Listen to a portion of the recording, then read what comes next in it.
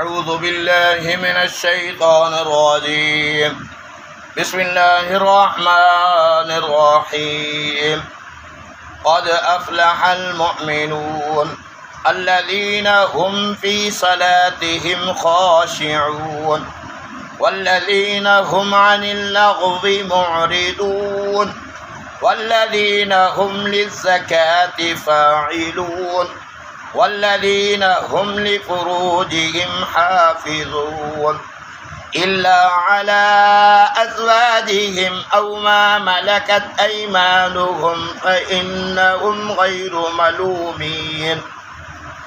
فمن ابتغى وراء ذلك فأولئك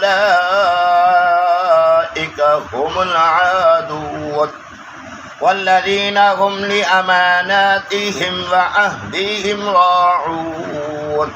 آمنت بالله. صدق الله العلي العظيم.